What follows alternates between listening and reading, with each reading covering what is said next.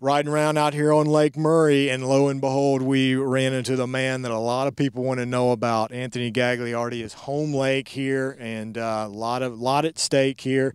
But first, let's talk about that unbelievable comeback. I mean, it's almost a story of inspiration no matter what you do in life, whether you fish or it doesn't matter what. I mean, what you overcame to get in this Forrest Wood Cup is spectacular.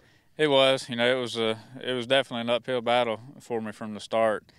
But I think that the worst has passed me. You couldn't have drew up a worse scenario for me to start the year off. And I think it might have been different. If I'd been halfway through the year, a normal year, and been doing well, I would have been looking to this tournament wondering, how am I going to catch them here? I think I would have went ahead and started thinking about trying to figure out what I was going to do in this one. But the way things worked out, I never thought about how I was going to catch them here. I was just worried about getting here. So the focus all year was just on me getting here. And then, then once I qualified, I was like, well, now what I got to do to go out here and catch them. So, maybe it's better for me in the long run that I didn't spend so much time, worrying about what I was going to do leading up to this event.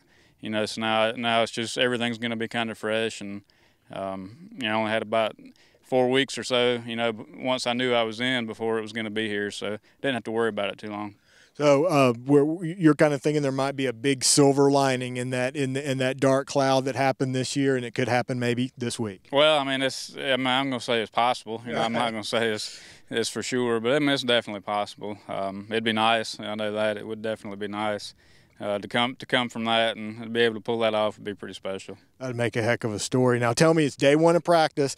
The first thing I'm already just kind of noticing here is dark sky. I don't even need sunglasses today. It's been like that all day. We had some rain last night. You've had some drizzle. Are these the kind of conditions or not the kind of conditions you're looking for this week? If I had to pick and choose, probably not. It's probably not what I would have hoped for, but I don't know that it'll really change all that much in the long run. I think it'll still probably clear off some. So I'll probably get to fish some clear weather sometime during the course of the tournament. But like I said, it's not like I kind of prepared for anything in this one. Last time we were here, that I had one deal going on. And I thought that's what I needed to do to win. And we had some weather come through like this, and it shut that down. And so I knew from last year, if I made this tournament, I was going to have a couple different things to try to fall back on, so I don't fall in that same boat again where all my eggs are in one basket and the weather conditions change and I can't change with it. So this time, if it stays like this, I still think I can catch some fish.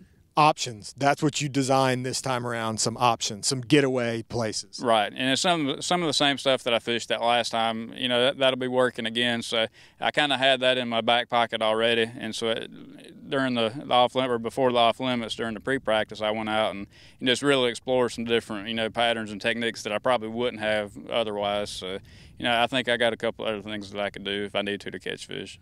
Primary question about this week in some past Forrest Wood Cups, we see guys get out to a big lead. Scott Martin at Ouachita, Tharp last year. I remember when Greg Hackney, Pittsburgh, they get a nice lead, they hang on. We haven't really had a dogfight in a long time in the Forrest Wood Cup where maybe the cup that Kevin Hawk won, where it's back and forth and back and forth, a different leader every day. What kind of event are you predicting for here this week?